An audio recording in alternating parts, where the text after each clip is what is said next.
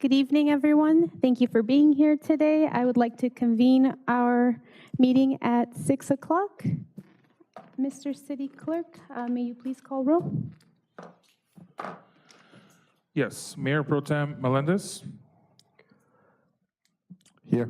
Councilmember Jimenez, Councilmember Tamayo, Here. Councilmember Torres, Here. Mayor Peralta. And I am present. Thank you very much. Mr. City Attorney, can you please announce our closed session items and statement of public oral communications for these items as well? Thank you very much, Madam Mayor, members of the City Council. This time would be appropriate for anybody who wishes to address the City Council on closed session items. This is the opportunity for public comments on closed session matters. If you wish to address the council, you would have to fill out a card at this time. Mr. City Clerk, do we have any requests to speak? No speakers cards at this time. Thank you. Then it would be appropriate, Madam Mayor and Council, to recess into closed session for two items. One is under Conference of Labor Negotiators, the Montebello Police Officers Association, and the second one is Conference of Real Property Negotiators, the Topgolf property. It would be appropriate to recess into closed session. Thank you very much. We will recess into closed session at 6:01 p.m. Thank you, everyone, for your patience.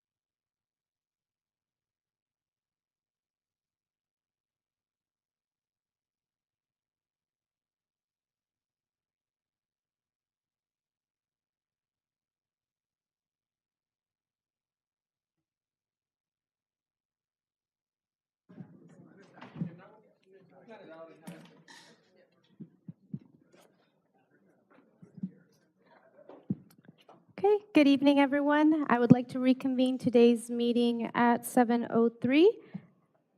Oh, actually, let me hold on for our city attorney. I didn't realize he wasn't here.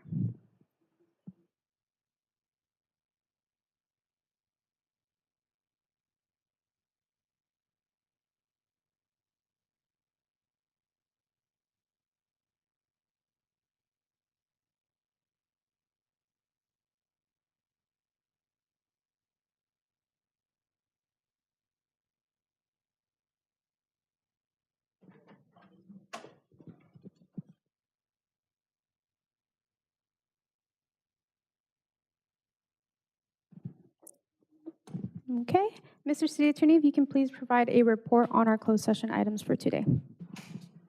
Thank you very much, Madam Mayor, members of the City Council.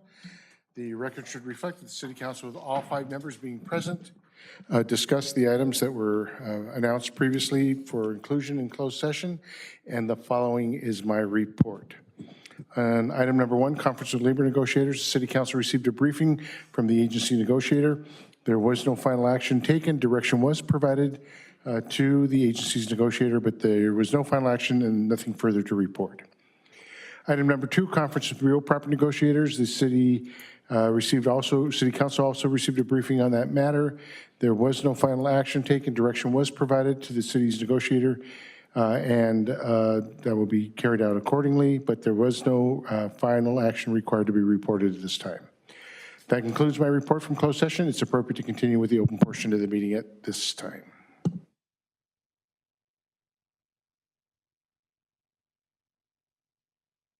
Okay, and so for our invocation, we will be having our city clerk and our Pledge of Allegiance, our city treasurer. If we can all please stand for our invocation.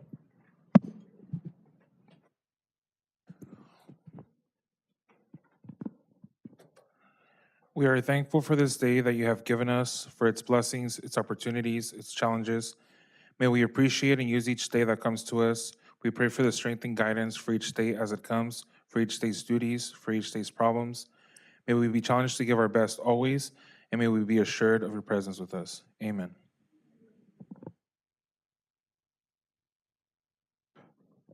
Already begin. I pledge allegiance to the flag of the United States of America, and to the republic for which it stands, one nation, under God, indivisible, with liberty and justice for all.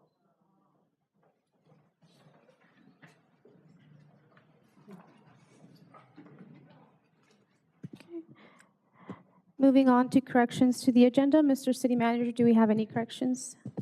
Mayor, council members, we do not have corrections at this time. Okay, thank you. Moving forward with our ceremonial items and presentations. First off, we do have our proclamation for lesbian, gay, bisexual, transgender, queer, and intersex LGBTQI+ Pride Month. This June, we are once again proud to honor, support, and recognize our LGBTQI+ Pride Month. Pride Month was the first celebrated in October 1994. It was founded by a Missouri high school history teacher named Rodney Wilson. Wilson, who was the first openly gay public school teacher in Missouri, originated the idea, served as a founder on the first coordinating committee, and chose October as the month of this recognition. Today, it is nationally observed throughout the month of June. Pride Month is also a civil rights statement representing the contributions and sacrifices of the LGBTQ community.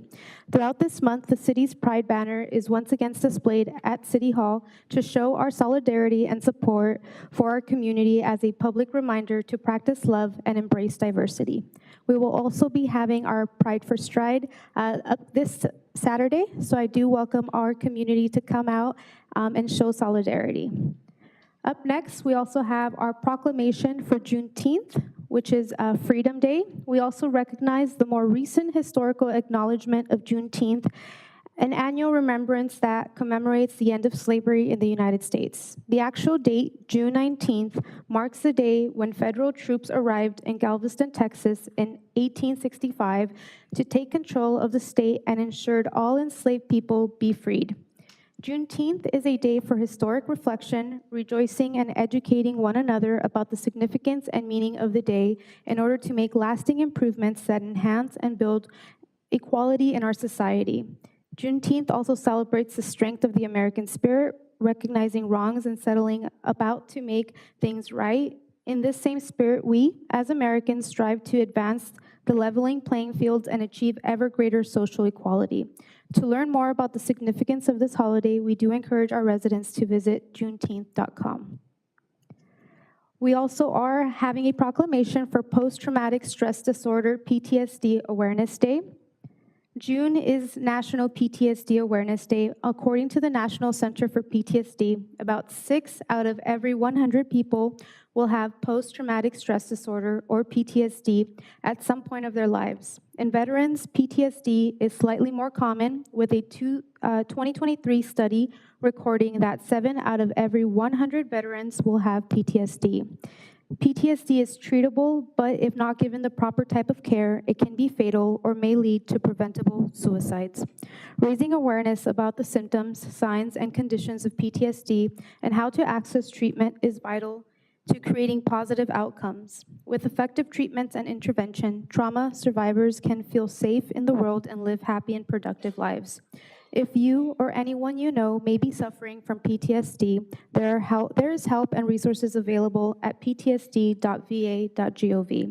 No one should ever be ashamed to ask for or seek help if they are being impacted by PTSD, and be aware and sensitive to the issue of all of us who can help those who are suffering from it.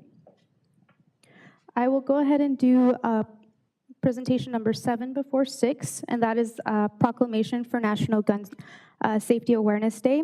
As we look ahead to July, I would like to ensure that we take a moment here in the remaining days of June to ensure that we recognize Gun Violence Awareness Day, taking place on June 7th of this year.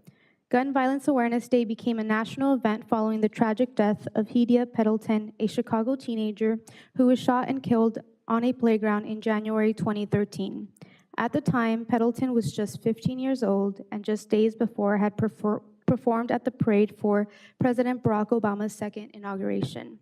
2 years later, the first National Gun Violence Awareness Day took place on June 2nd, 2015, which would have been Peddleton's 18th birthday.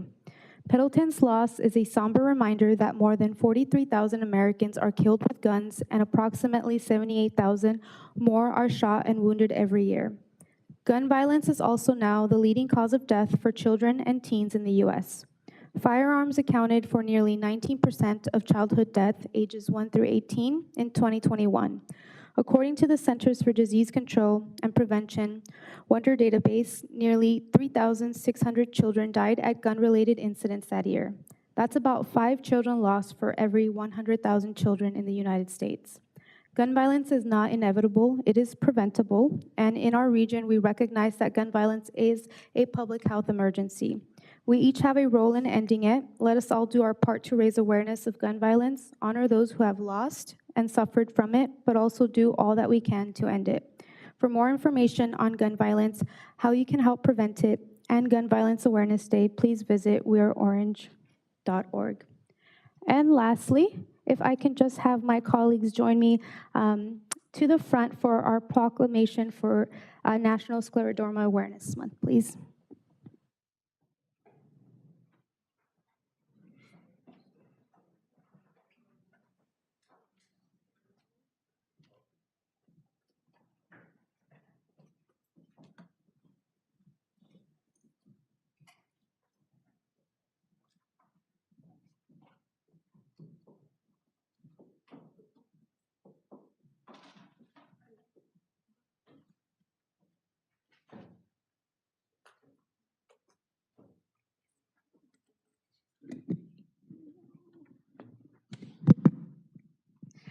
So I did have a special guest. Unfortunately, I know she is on her way, but we do have Adriana Kendricks from the Chamber of Commerce, who is a good friend of Ms. Cheryl Bishop, who will be receiving the National Scleroderma Month proclamation. And so just to share a few words, Cheryl is a warrior. She is a Wonder Woman who has been fighting this disease for many, many years. She does fundraisers, she hosts events, and she really raises awareness in regards to what this disease is and how we can help. She's actually coming or was trying to come from a doctor's appointment.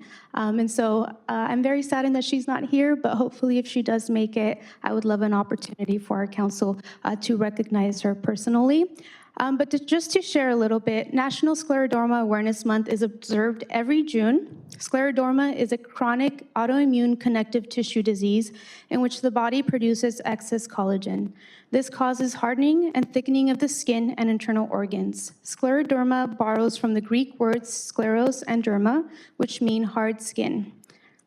The father of medicine noted people affected by this condition as far as 400 BC. It wasn't until the 1700s that doctors began seriously examining this condition. And even while scleroderma has been around a long time, it has no known cause or cure, and diagnosing it is difficult because the symptoms are similar to other diseases. Since 1998, the National Scleroderma Foundation has dedicated itself to educating the public and spreading awareness of this rare autoimmune disease. National Scleroderma Awareness Month seeks to spark conversation and encourages advocacy, fundraising, research, support groups, and public awareness programs for this cause. To learn more, please visit scleroderma.org. Ms. Adriana, would you like to just share a few words, you being very close to the wonderful Ms. Cheryl Bishop, in terms of what you see and any type of awareness that you would like to raise? Definitely. Cheryl Bishop is definitely a warrior. She's had this disease for quite a while. She found out she had this disease right after she lost her husband. So she has had a tough journey, but she's a warrior, and she has grown up here in Montebello. She graduated from Schur High School, and her goal is to find a cure. For the cure of it, she always says that. For the cure of it, she calls it Sclero Love, and she joined the chamber about maybe 4 years ago, and she has brought awareness to Montebello and to the surrounding cities. And so it's an honor to accept this certificate, this proclamation on behalf of Cheryl. She's actually on her way back from UCLA. She just texted. She's running a little late, but she had to keep her appointment. But thank you so much. It's an honor, and anything that we can do to bring scleroderma awareness to our city and to the surrounding areas. It's one of those diseases that isn't, that a lot of people don't know about. So please look up scleroderma.com and find out a little bit more about it. And Cheryl's always open to talk about it and talk about her journey. So thank you. Yes, thank you so much for honoring her fight and for accepting this proclamation on her behalf.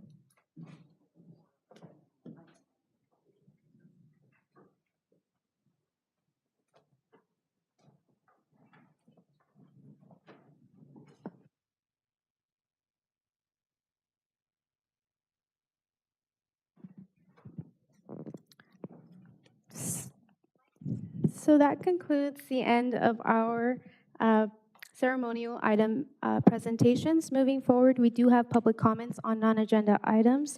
Mr. City Clerk, Mr. City Attorney, may you please read the statement of oral communications, and Mr. City Clerk, may you please facilitate our public comments after.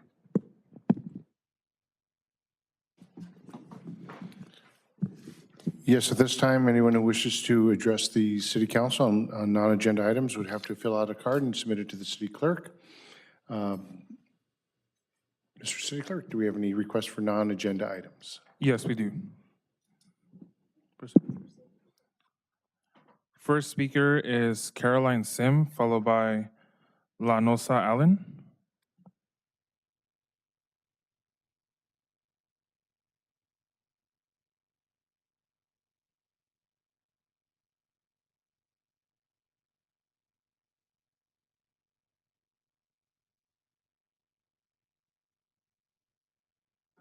Give me 1 second.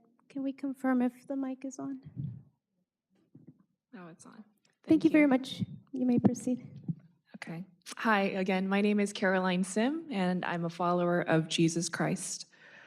Whether you believe it or not, there is a God, and we are living in His world and under His law. When you die, you will leave this earth, and your soul will come before God, and He will judge every thought, feeling, and action you did or didn't do. As you know, deep down, you do know this: homosexuality, transgenderism, sex before marriage, pornography, all of it, all the perverse sexual sins are in fact sins. In addition, the celebration, elevating, and marketing of sexual immorality are sins as well. Sins that deserve hell. But guess what? If you even told one lie, you too will be found guilty. Everyone found guilty will earn a one-way ticket to hell, because the wages of sin is death. Hell is a very real place, a fiery lake of burning sulfur. The fire never goes out, and the sound of weeping and gnashing of teeth will be heard from all of the souls who were found guilty. Every one of us in this room, including me, are guilty of sinning against God and deserve to go to hell. These truths are shared in love. God shows His love for us in that while we were yet sinners, Christ died for us. I'm here to warn you, really plead with you, to call you to turn away while you have time. The Lord is patient toward you, not willing for any to perish, but for all to come to repentance. It's been dark news thus far, but there is hope and there is good news. God made a way for us to be forgiven for all of our sins, to be found not guilty. God so loved the world that He sent His only begotten Son, Jesus Christ, to pay for our sins so that we wouldn't have to pay for what we deserve. Jesus was born as a baby 2,000 years ago, lived a perfect and sinless life for 33 years, and sacrificed His life on the cross to take the wrath and punishment of God on behalf of all of us sinners who would repent and turn to Christ, to put our faith in Christ. 3 days later, Jesus rose from the dead and went to heaven to sit at the right hand of God, where He is right now and listening to this very meeting. It's not about good works or being a good person that can save us from hell, only faith in Christ. For the wages of sin is death, but the free gift of life is eternal life in Christ Jesus. So I plead with you to turn from your sins and to turn to Christ, to be saved from the wrath of God. Thank you. Next speaker is Lanosa Allen, followed by Jesse Garcia.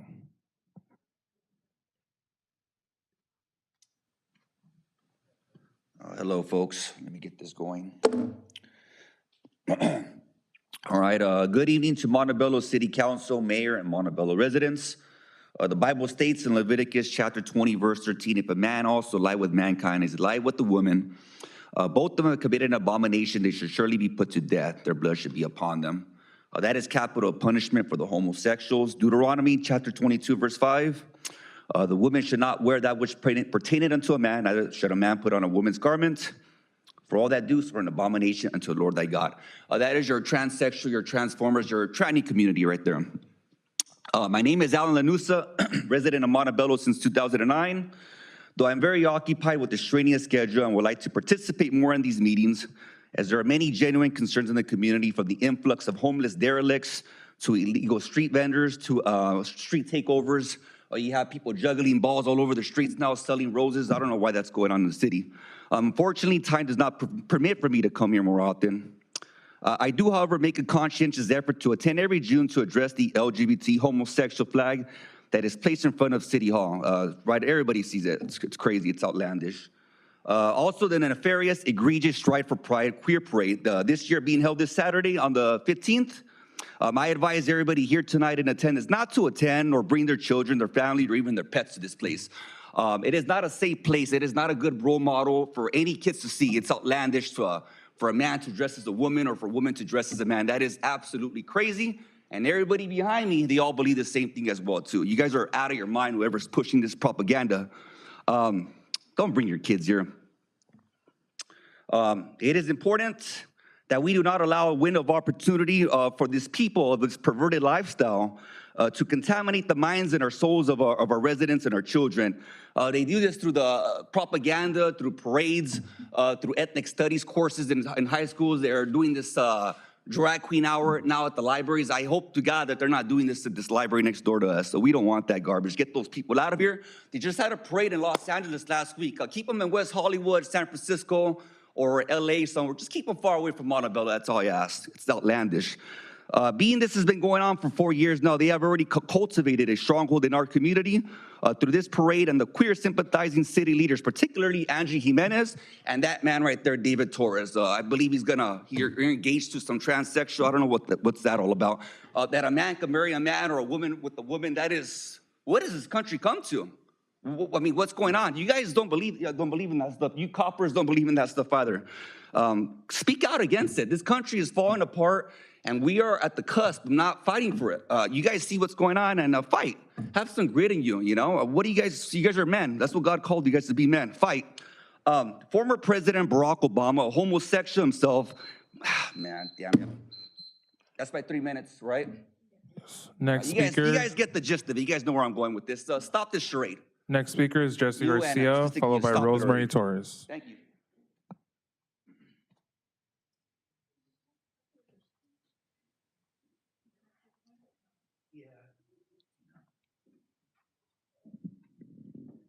Good evening, Mayor Peralta, distinguished council members.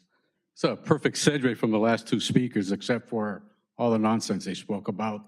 The only thing is that if I was an individual with unlimited resources and was able to buy the properties on the southwest and southeast corners of Greenwood and Washington Boulevard, just to make an adult bookstore, a 2-3-story liquor store. And these are all hypotheticals. And to put in a new cannabis shop. You know and I know I would never get permits, or no one would ever get permits to do that kind of thing at that corner. The reason being, the elementary school is right there, right? So why are we letting Metro put a rail station there? Do you know what kind of accidents are going to happen there? What kind of crime is going to happen there? The gentleman who lost his life last month, although it wasn't on the Metro, it was on the bus. I have intimate knowledge of why he died, and the reason behind it is because. That is the reason why the man died. That's why he got killed. Because the individual who shot him thought it was a good thing to do. Do we want to bring that to Montebello? I urge District 5 and District 4 representatives, put your heads together, get this thing on a ballot, do something. Let the people vote on it. There is already precedence. MTA does not own us. They work for us, the other way around. It was very rare that I saw anybody from, I'm sorry, not MTA, Metro. MTA is where I'm going now. I didn't see anybody from MTA, which is our Montebello Teachers Association, go to any of the meetings that were online or in person. I think I only saw maybe 1 or 2 representatives from the council back in 2020, before the pandemic, or that general time. But no one spoke up against it. And I know for a fact, like I said, there's precedent. If the people vote no on it, then it's a no. And there's nothing they can do about it. But that is going to be a big problem. Now, if there's a financial incentive for the city to do it, I would not, if I sat where you were at, I could not live with myself the first time. And it's not an if. I mean, it's not a when or an if. It's going to happen. The first time a child dies crossing that street, going to the elementary school, or an accident happens that hits a child, It's gonna happen. Just go downtown on Washington, go in East LA. I mean, I'm not against, modernizing our rail system or anything like that there. I even told them, it's gonna cost them $300 million a mile. There's better things they can do with that money. Next speaker is Rosemary Torres, followed by Linda Nicholas.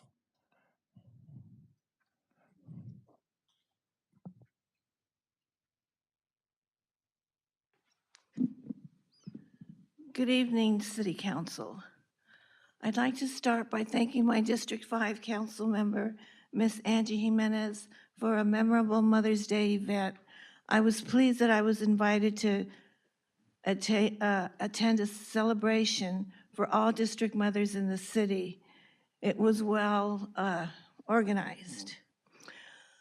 On another note, I know she has only one vote and cannot get her co-counsel to vote to improve the South Side. You can tell the difference from the north to the south. When we are one city, but very divided, you can all tell the difference.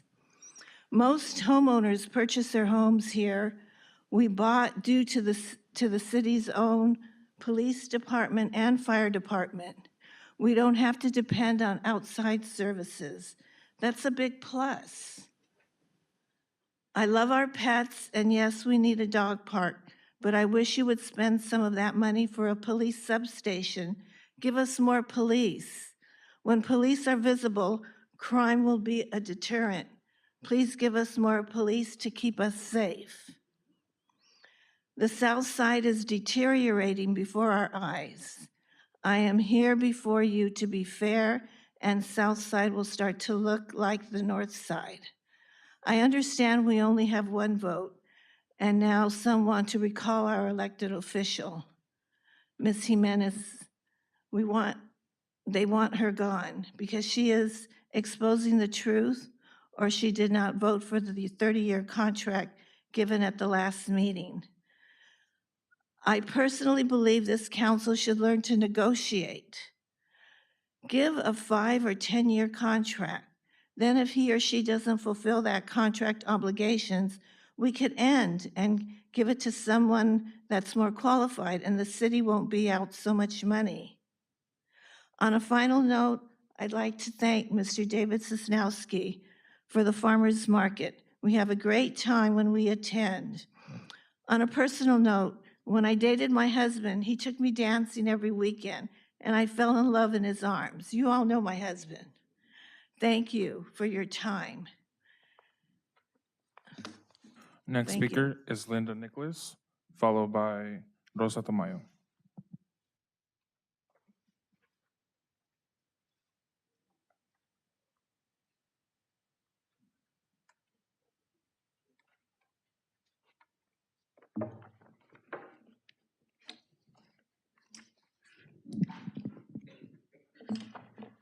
Good evening. My name is Linda Nicholas, co-founder of Match 90640. On May 22nd, before the council meeting I started, I approached a public works director to let him know it was not necessary to return my messages. I had left them for 2 consecutive days about the water leak in front of my house. I called the Montebello Land and Water. Within 10 minutes, Superintendent Brett arrived, explained, yes, there was a small leak, and the next morning they would come back to repair it. During the night, the water main broke and water was everywhere. I had a knock at my door at 6 o'clock in the morning by 2 Montebello firemen explaining I may need to evacuate because there was also a gas line next to the water main. As you can see from the pictures before you, I've proven this was not a small leak. You got the pictures, right? Since Mr. Roldan never responded at all, I decided to do some research on him. And please correct me if I'm wrong. But weren't you, Roldan, fired from the city of El Monte, told you did not know a damn thing and your boss fired you? Then you went to a private sector company, and again, I was told, you were given a choice to resign or be fired, just like David Torres from the city attorney's office. Then you went to Huntington Park, and guess what? Our city now has the reputation of getting all directors without any experience or degrees, just be a friend to be hired. Didn't you, Roldan, take the state civil engineering license test over 5 times and fail? Even our former city manager, Mr. Bobadilla, had his state civil engineering license. That's costing the city a lot of money because now everything must be outsourced. Because we lost the one civil engineer we had in the Public Works Department. She quit. Still, no proclamation. Oh, now for the safety of our city. Our crime rate is out of control. 3 weeks ago, there was a home invasion robbery by 7 armed men with masks and guns. 7. They broke into the home. Luckily, the homeowners weren't there, or there could have been casualties because they went in with guns loaded. Still no proclamations for the officers that faced the gun-toting thugs they are apprehended. Shame on you for not showing appreciation to our police department because they put their life on the line for us. 2 weeks ago, a resident was held up at gunpoint and robbed of his little dog, his Rolex watch, and a cell phone on Victoria, 2 blocks away from City Hall. Yesterday, a body was found at Chile Verde Golf Course. That never happened when it was Montebello Country Club.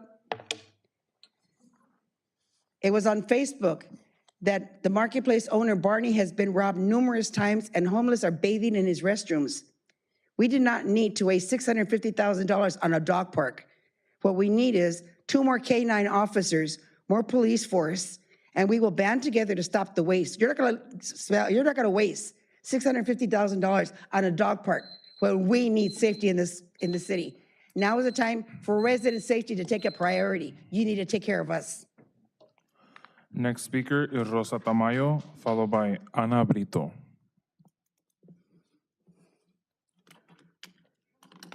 Buenas noches. Good evening. Yo soy Rosa Tamayo, I'm Rosa mayor Peralta en miembros del concilio. Member Mayor Peralta and council members. Me di cuenta esta semana que están haciendo el recall para la concejal Angie Jiménez. I found out this week that during the council for council member Angie Jimenez. Y este recall es por intereses personales que ustedes tienen y su tradición de intereses de mala ética. That Y no recall is tienen because of your personal filosofía. interest and bad ethics. Y no tienen filosofía de trabajo. Todo es falso el recall. Everything is false, bad decorum. Y lo que yo estoy mirando es que están explotando a la gente, dañando la reputación de una mujer.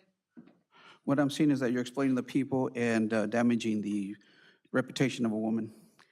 Y Angie Jiménez no es la persona que en los 5 puntos que tiene el recall, eso, en los 5 puntos que tiene el recall, que según no sé quién lo está pagando tampoco. Angie Jimenez is not the person that complies with the 5 points, does not fulfill the 5 points.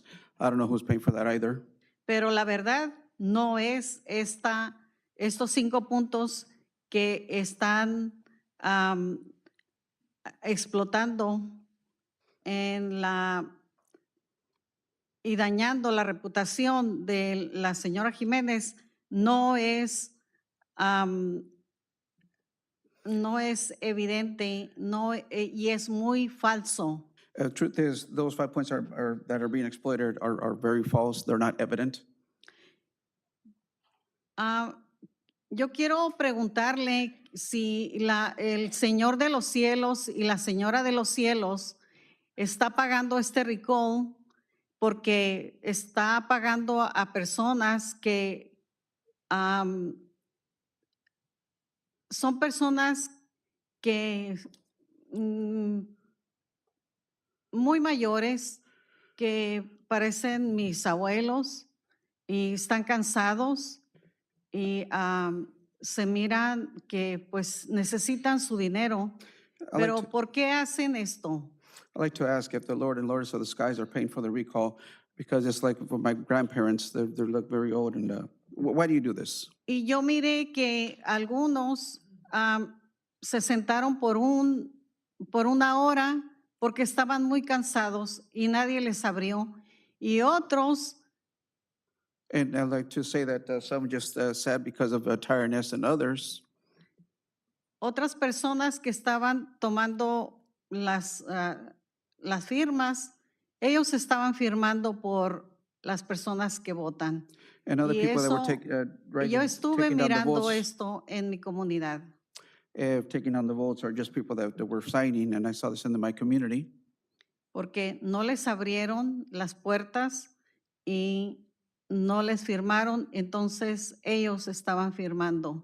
Because they didn't open the doors for them, and neither were they were Así que están pagando signing, so they were signing for them, so they're paying, y están explotando a estas pobres gente. and they're exploiting these poor people. Y esta gente no sé de dónde viene porque nunca los he mirado acá. And I don't know where these people come from because I've never seen them over here.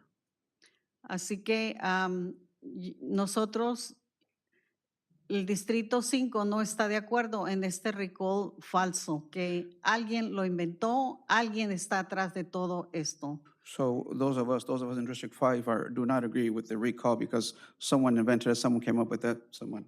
Pero nosotros vamos a hacer algo que no se van a sentir muy bien ustedes. But we are going to do Muchas something gracias. for which you will not feel good about. Thank you very much Por sus extrañas intenciones malas. for your strange, bad intentions. Next speaker is Ana Brito, followed by Raúl Hurtado.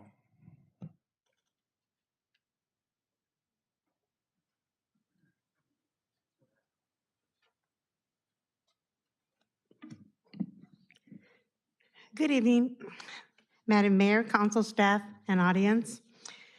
On behalf of Match 90640 and residents of our city, we thank you, David Zanoski, Montebello's Recreation and Community Service Director, for the honorable presentation on Memorial Day to thank and honor our fallen heroes, men and women of the United States Armed Forces, and gave it ultimate for our freedom.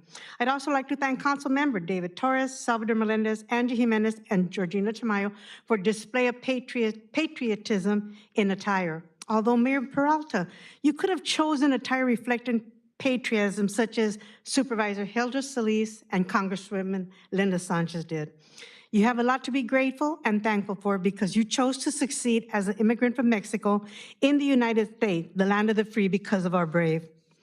I appreciate the protocol as it should have been. Thank you.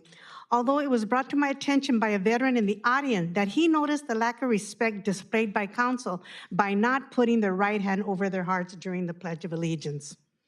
As I recall, I requested some time ago that the parking space provided for veterans be upgraded. Sadly, nothing's been done. I've attached pictures to share with council to see for themselves. If decorations, flags, either inside or outside City Hall can be nicely displayed, so can the veterans' parking space be updated. I've noticed the presentation of proclamation, and also there's no proclamation for our United States Armed Forces who fought for their freedom to proclaim and celebrate their days. So on behalf of Match 90640, we proclaim Friday, June 14th, and wish a happy 240th birthday to our United States Army, Army Strong. And I also have pictures here for each of the council members of the parking.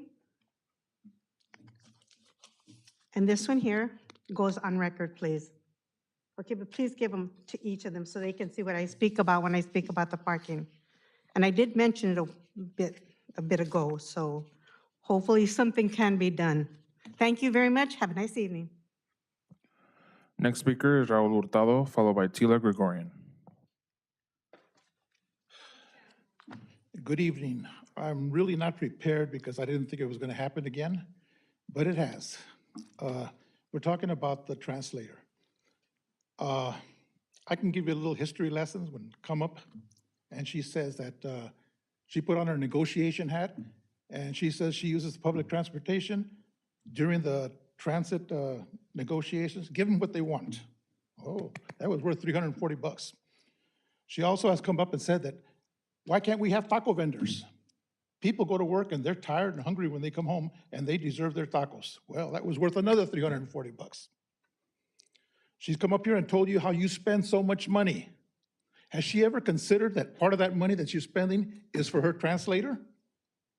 That translator money that's spending, wasting, could be one of these people here that speak Spanish fluently could be doing that, and it's not breaking any constitutional rights or her rights.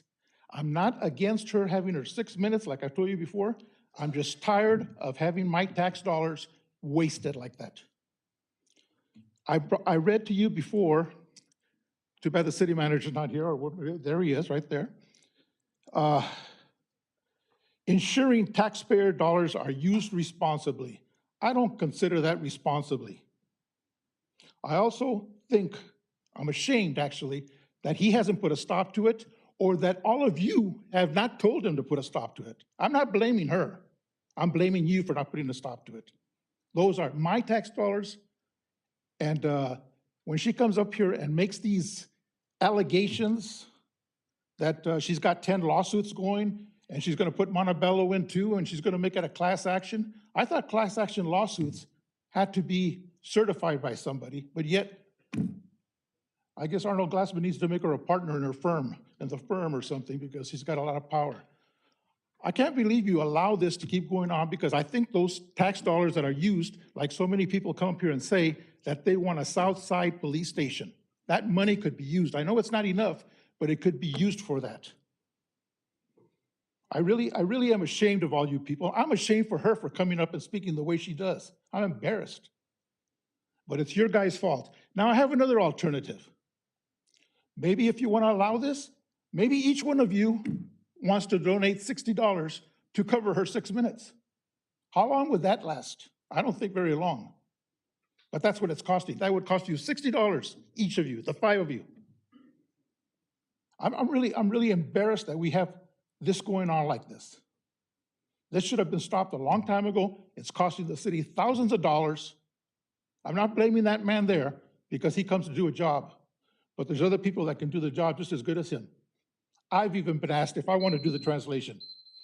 I think I would start laughing when she comes up with the stuff that she comes up with. Thank you. Next speaker is Tila Gregorian, followed by Susan Karapetian.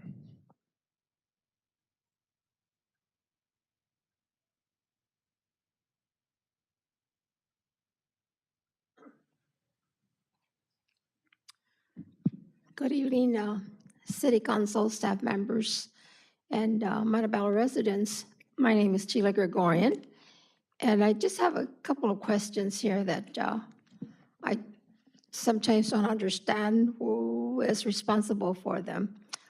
The one that's in my mind right now is that Bella Verde Golf Course. Who picked that name out? What was wrong with the name Montebello Golf Course? What was wrong with that name? It had been that name for many, many years, the Montebello Golf Course. So who found a need for it to be changed to Bella Verde Golf Course? Never even heard of that name before mentioned.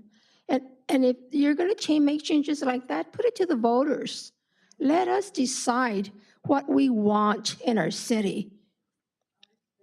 I don't know who made the decision that it was okay to change the name, and that whomever came up with this name, I don't know, because we have no information on it. But I really feel that if you want to make any changes, you as a council should allow the residents of Montebello to vote on those changes. And that is it for today. Thank you. Next speaker is Susan Karapetian.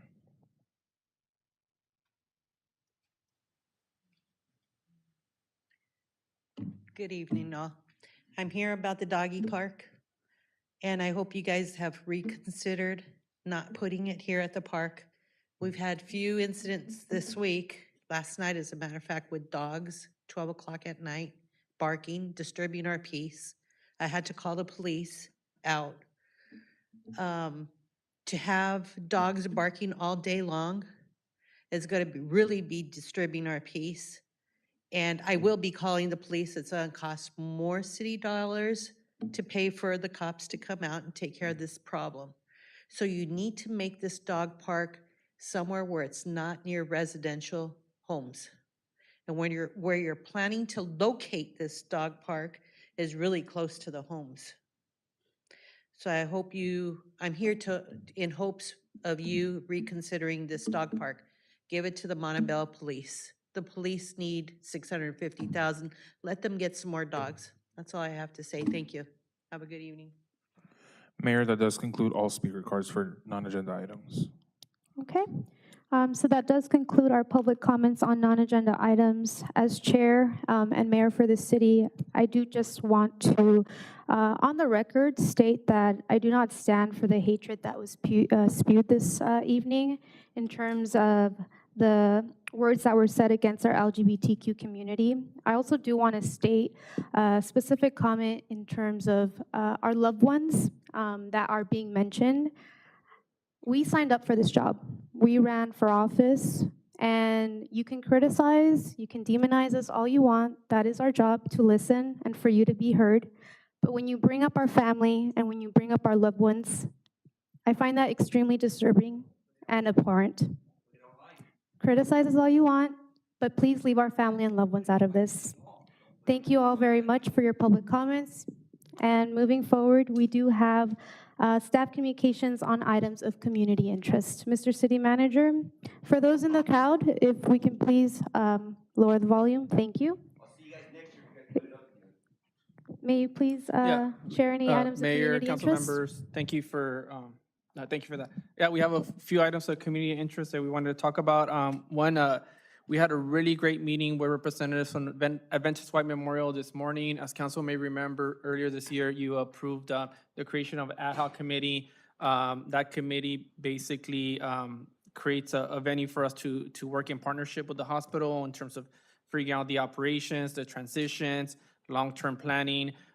This morning, we had the first meeting. I want to thank Arlene, staff, in terms of taking the leadership and coordinating that meeting. The Mayor Pro Tem, Councilmember Torres were there, representatives from the hospital and staff.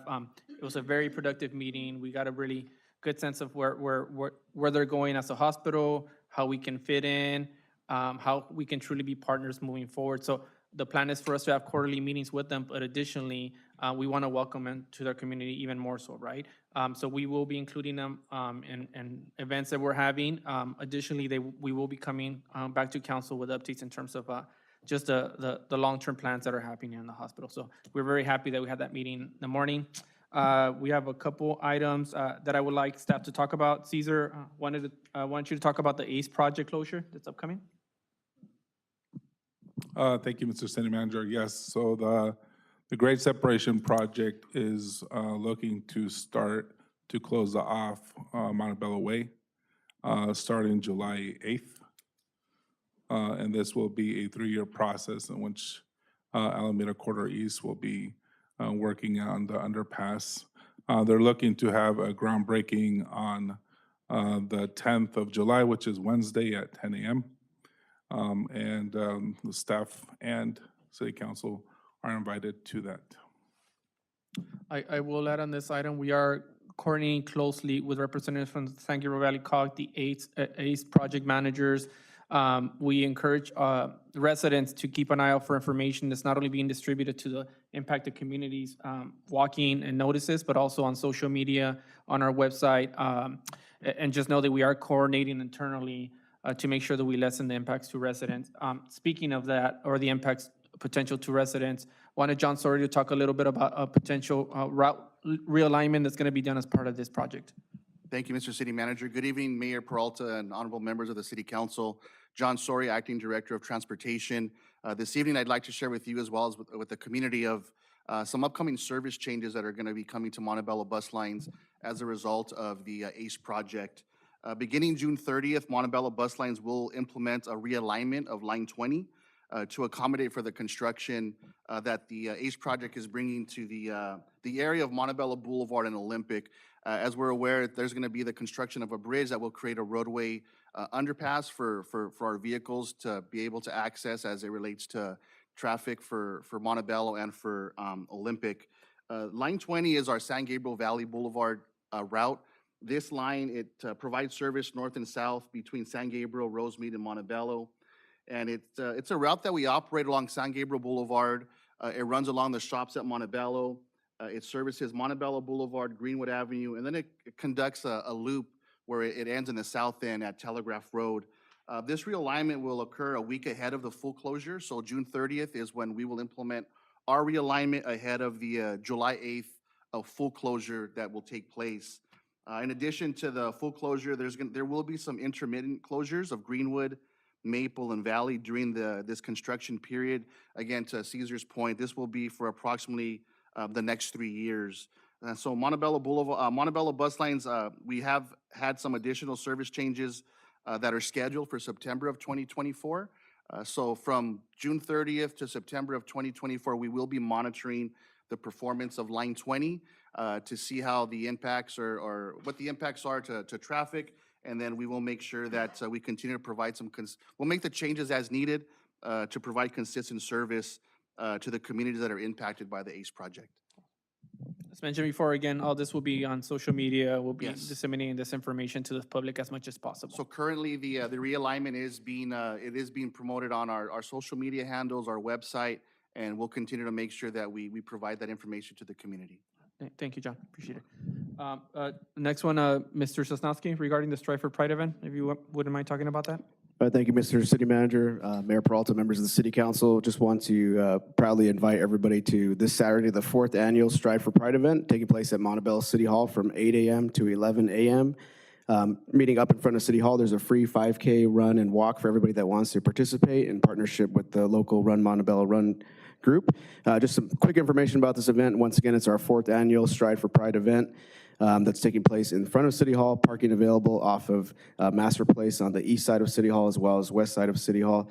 Participation is free, and again, commemorative t-shirt and medal for all the participants that come through the 5K. The Pride Resource Fair that takes place right after the 5K run is also going on concurrently from 8 to 11 a.m. With food booths, a photo booth, food trucks, information booths, and just our way of celebrating equity and inclusion within the city of Montebello. So we hope to see all the community there this Saturday from 8 a.m. to 11 a.m. Thank you. That concludes our comment, Mayor. Okay, thank you very much. And thank you to the directors that did share the latest updates, events, and important changes that our community should be aware. I do appreciate our city manager in terms of this reoccurring commitment in using this space to share this information beyond just the items that are in our agenda today. So that then takes us to our regular business. And so prior to our regular business for item number 8, the adoption of fiscal year 2024-25 operating and capital budget, do we have any public comments for this specific item? No, Mayor, we do not.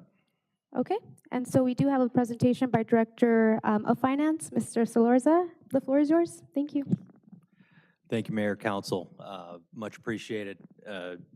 One of the larger decisions that Council makes at any given point in time, we'll be presenting the fiscal year 24-25 budget, $226 million spending plan that funds everything that we do here 12 months out of the fiscal year. So we'll get the presentation up. A brief overview, not really much changes from the previous two presentations that were given come May. As you see, just an overview, the commitment from and the direction from City Council for transparency and inclusion of the community. We held community budget forums in February. We did a budget survey. Budget development took place throughout months of March, April, and May. And then there was the two budget review sessions with council in regular session, May 8th and 22nd. City Council and Executive Management got their budget books on the 29th. The proposed budget's actually on the website right now, has been for over a week. And then here we are today. So again, just want to thank the leadership of City Council and the direction and my fellow executive team members, and especially thanks to our new city manager in providing direction throughout the budget process. So some City Council priority projects that are included in the 24-25 budget, total of $40,000 for service club funding. There's 8 different service groups, nonprofits in Montebello that are going to be provided $5,000 each for helping them with their operations. Ashaya and Artsakh Sister Cities, the Chamber, our Historical Society, the Lions and Rotary Clubs, Seroptimus, and YMCA. There's the Park Safety Bureau. We're adding that to the police department. Tree planting and replacement, again, that commitment continues in 24-25. The dog park at Henry Acuna Park, Whittier Boulevard, 6th Street traffic signal. Again, both of those were presented as part of Director Roldan's CIP presentation a couple weeks ago. So those are all planned for and or included in the budget that's in front of you. So what's being presented right now, general fund budget with a $562,700 surplus. Again, it's just, it's a balancing act, and in approaching the budget, we look at our revenues that are coming in and balance that against all of the needs from the community and city council priorities. But happy to present a surplus budget. So all funds. One moment, if I could just please ask the audience to please keep their voices down. It could be very distracting. Thank you. Please, ma'am, please be respectful to our director. Thank you. Please proceed, Mr. Salorza. Thank you, Mayor. So this is an overview of all of the funds. Again, a $226 million spending plan, balanced against $224 million in revenue. I will point out that in the CIP street funds area where you see expenditures exceeding revenues, the majority of our local return funds have fund balance available. So Director Roldan and his team will be dipping into reserves for traffic signal maintenance, street maintenance, some big infrastructure projects. But overall, $226 million spending plan across all funds and operations. And then full-time positions, 595 positions across all operations. That's an increase of 20 positions over the amended budget for this year. And you'll see some what look like large increases in, for example, community development. Building and safety is being moved out of public works and into community development. So there's an increase in positions, but you also see a decrease in public works. But where you do see increases in police, for example, that's for the Park Safety Bureau. So the specific positions being proposed to be added in the budget. Hold on, Michael, before you go forward, you don't mind going back, it's like the 14 positions, they're not all for Parks Bureau, right? It's a breakdown of previous positions, correct, right? Right, correct, correct. Sorry, it's important to note. Yeah, no, correct. The police positions, you're right, there's a police community service officers, but we're all are adding 2 police officers to the complement in PD, yes. Thank you for that clarification. So you'll see community development, adding those 3 positions, fire as a senior finance tech to assist with some of their administrative and payroll duties, parks and recreation, golf course facilities manager to help manage our new golf course, public works adding some to the admin staff there just to help with overall budget, CIP administration. Police, again, the community service officers, those are the non-sworn positions. Those will be the boots on the ground for the Park Safety Bureau. But again, adding to our police officers, and we added 4 in this year's budget, adding 2 more in next year's budget to help with overall public safety. And then fleet maintenance supervisor in transit. And then not just staffing, but there's been some M&O increases in additions to the budget. 371,000 overall, 150,000 of that is in transit, the remaining 251,000 in the general fund. Those additional funds, for example, some software for dispatch in PD, a canine heat warning system, Parks and Recreation, with the expansion of our special events, there's a need for audio equipment and some digital cameras for our public affairs crew. There's also an increase in YEP funding, given some additional payments in CDBG and the reduction in funds, we're having to fund YEP funding out of the general fund for this year. We anticipate additional CDBG funding being available in next fiscal year to offset that. The CERT program in fire department is getting $25,000. Public Works, increased vehicle maintenance and some other maintenance and supplies. IT, we're looking at some replacement hardware and some laptops for use by staff. And then transit, in anticipation of their hydrogen buses, some additional funding for their fuel cell project management services. So revenue, about 76 million, 76.6 million in revenue. We're up about a little over $3 million in revenue year over year. You'll see last year the $98 million in general fund revenue. Again, there's some one-time revenue from the sale of our water system and some property in Pico Rivera. But we're looking at 76 million as our baseline operating revenue for 24-25. And the two biggest shares, sales tax and property tax. Sales tax obviously includes not just the Bradley Burns, but the Measure H, and our share from Monterey Park. I actually can report now that we are receiving the additional transaction and use tax share from Monterey Park. So yes, I didn't have to go break any knees. So, and then in addition, we get revenue from charges for services, you know, every time we charge for permits or items like that. And then, you know, other taxes like transient occupancy tax. But again, sales and property tax is the name of the game here in Montebello.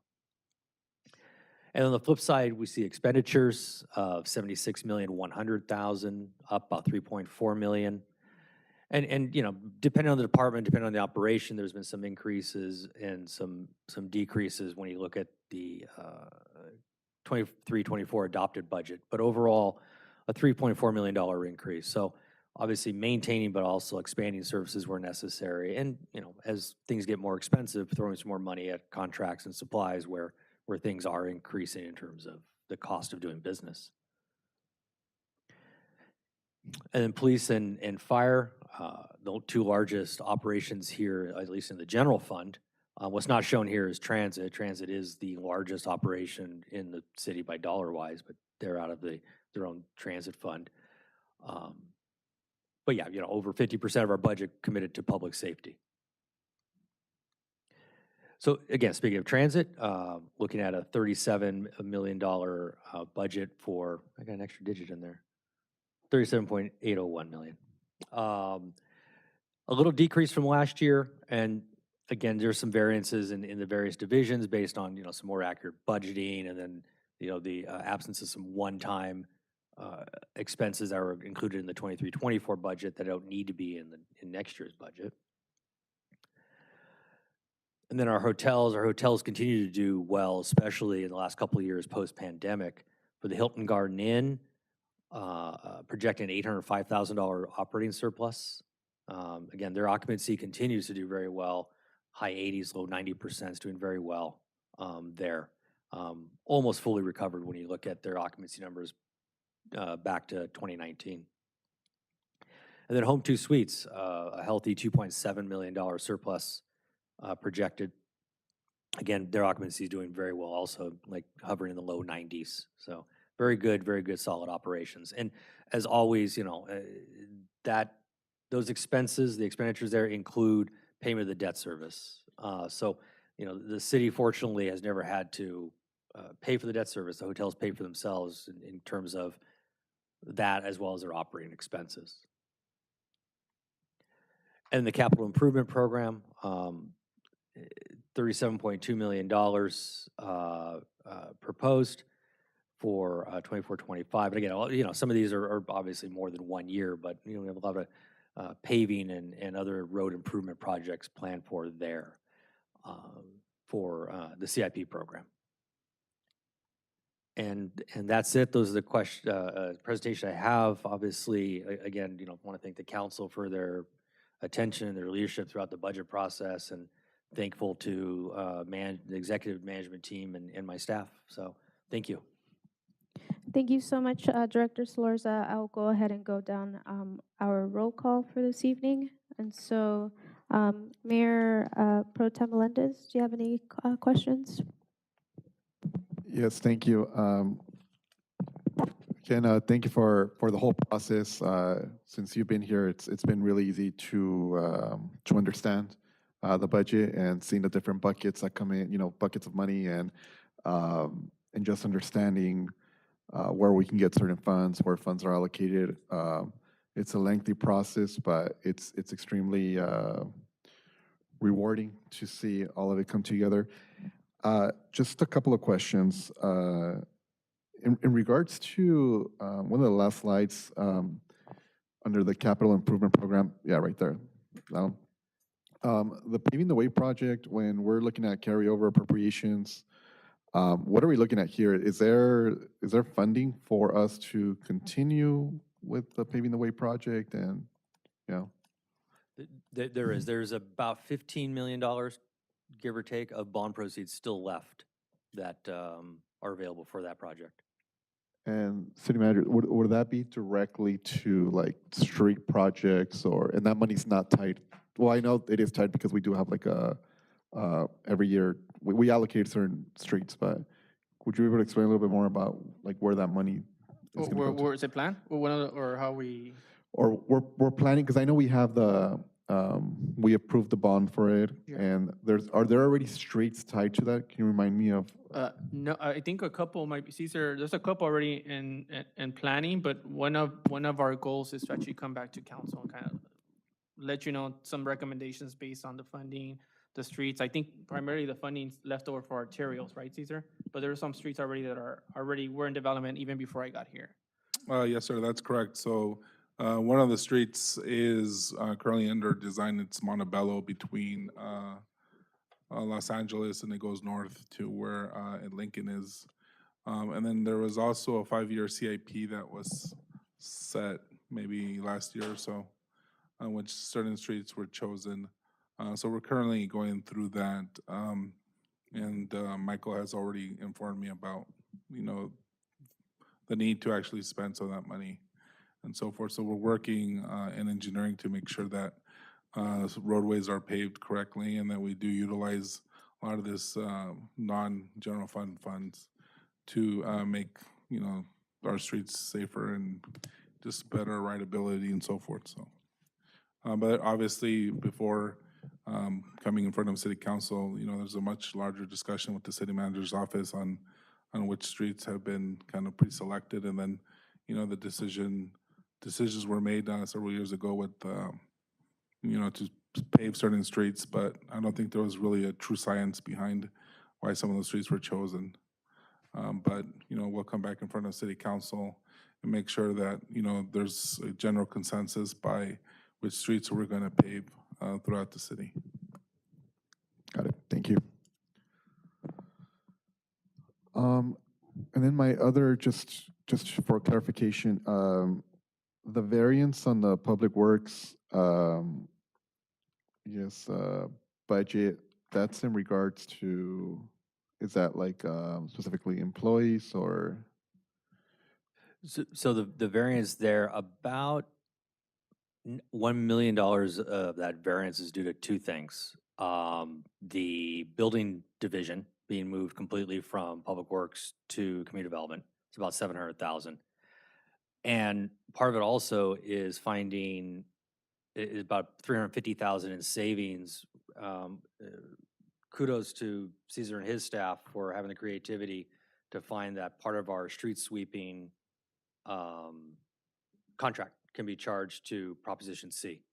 So I worked closely with his senior analyst to do that analysis, and we were able to charge a portion of it to Prop C, because some of the streets we pave, our Montebello bus lines run on it, and that's allowed. So about $1 million of that savings is literally moving it from Caesar's budget to Joe's budget, but then also about $350,000 in true savings that will be ongoing. So hats off to his staff for finding that for me. Awesome. Thank you for the clarification. Yeah. Thank you. Okay, thank you. Thank you, Mayor Pro Tem. Councilmember Jimenez?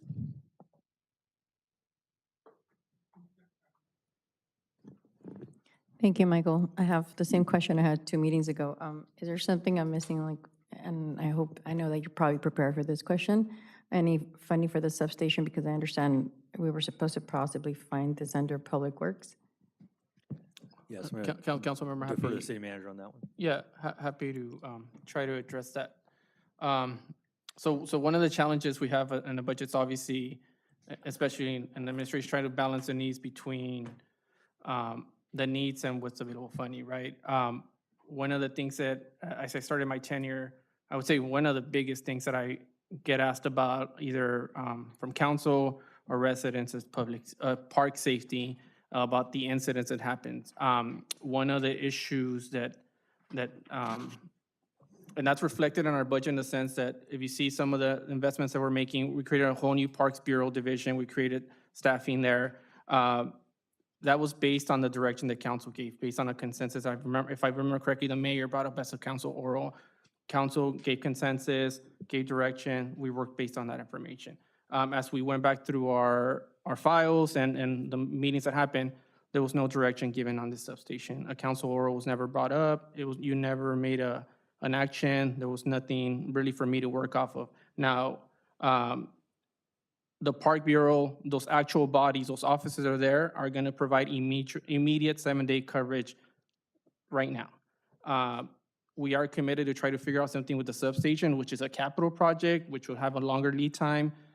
It is our goal to try to find funding for that for the next fiscal year.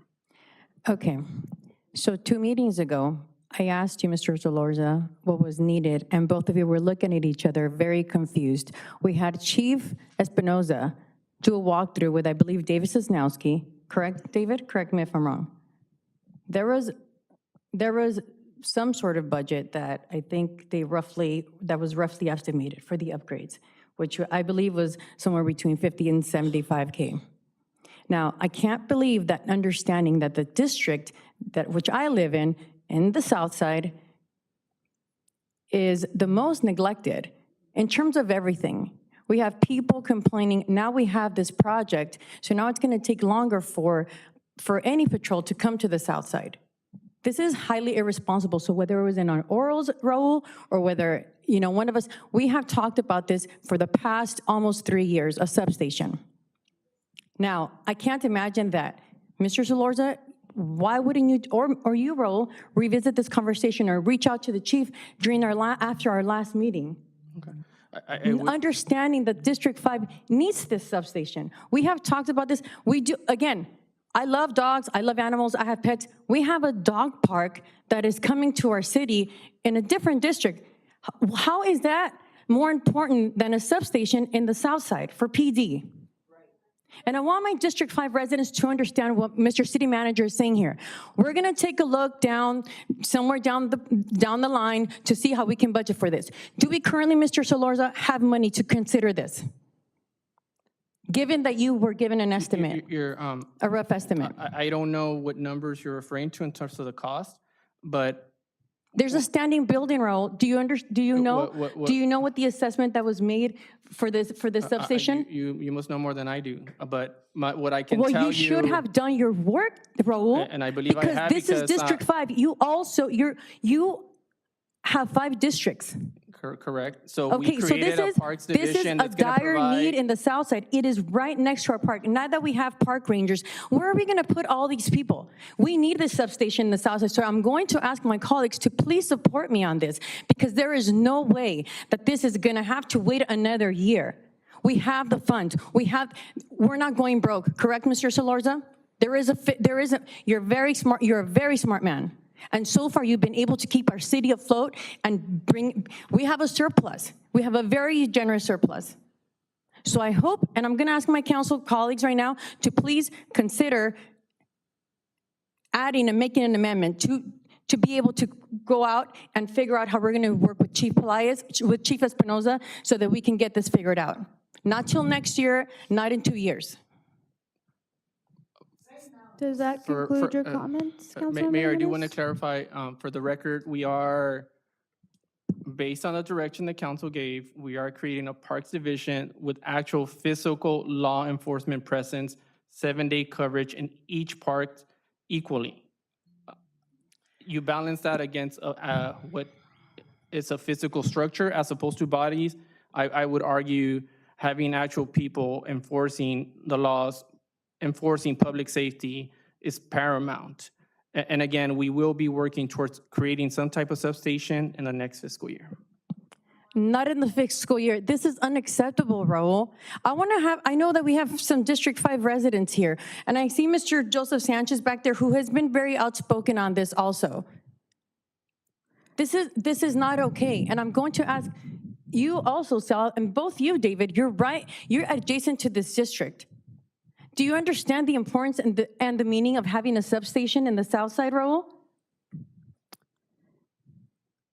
Again, my Mayor, I'm going priority- to ask you because you have a lot of friends that live in District 5, and this is something that we need down there. And there is no way that I am not okay with approving this budget, and this is very irresponsible. For you, lack of being proactive and reaching out to the chief and asking what we needed in order to get this back so it could be considered. This is not okay, Raul. It's irresponsible, it's unprofessional, and it's not okay because you are, again, now you're coming and you are neglecting. You are neglecting. So people in District 5 need to understand that. While I am your representative and I'm here advocating for the most benefits that we can get on the south side, my colleagues and city manager are making it very impossible for this to happen. It is not okay. All of you have friends in District 5. Thank you very much, Councilmember Jimenez. Councilmember Tamayo, do you have any questions or comments? I do. Yes, regarding the budget, so we've been working on this since February. The city has been continually investing in police for several years. So I do want to point that out. I know we have had several comments regarding this, but approvals have included additional positions and capital improvements. This year, there's an increase to the police budget of almost 7%, which includes 7 positions, which we saw in the presentation. The budget has also been reviewed for several months and discussed with staff, so I have no further questions at this point.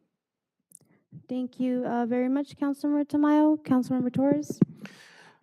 Thank you very much, Madam Mayor. I have a few comments here. So first of all, I just want to say thank you for the overview and the presentation. We've had a few now, and of course, the document has been available online for review. One of the first things that I want to mention, just being something that I've advocated for that is typically pretty standard, but I'm happy that we're here now, is seeing a full fund balance report at the very beginning of the budgets. For those that are in the audience and watching, if you want to understand the kind of detail that I believe that the community deserves and that's important in understanding the financial position of our city, you can refer to page 41, which is what we've typically had the last few years, versus page 43, which is the kind of detail that we've been requesting. I'd also like to commend the return of the parade. That's something that a lot of the community members fought to bring back several years ago. Of course, the Heritage Festival was a nice change temporarily. It was great to see all the different kinds of cultures that showed out. At the same time, it didn't provide the same kind of opportunities for our community groups to kind of go out and celebrate the hard work that they've done and display that in our community. So seeing the return of the parade in the budget, I think, is a highlight that can be celebrated. I'd also like to thank staff and commend them for maintaining the Student Youth Employment Program. The Youth Employment Program, I'm sorry. When I was in the program back when I was 17, it was the SYEP. Now it's the Youth Employment Program. But all the same, that program, for those that aren't aware, is extremely important in terms of supervising our summer camp. It's important in terms of supervising the free lunch meals that we give to any youth that go to Montebello Park, and I believe that there might be another location where that's held as well. And of course, like myself, it provides for a lot of youth their very first job, and quite a bit of responsibility as you're taking care of our younger children. So seeing that program is being maintained, I think, is something that we should be very excited about. It has a huge social impact. And lastly, one of the things that's been mentioned in the project is the ABS solar project. Again, for those that aren't aware, this was approved last year by council. It's a $40 million solar project that is entirely paid by its own cost savings. So this city is making large strides to reduce our impact on the climate. You know, as we've seen the last few weeks, the massive temperature and weather swings in Montebello, we're seeing those effects day by day. So this ABS solar project is going to go a long way in making sure that Montebello is a part of the solution to climate change.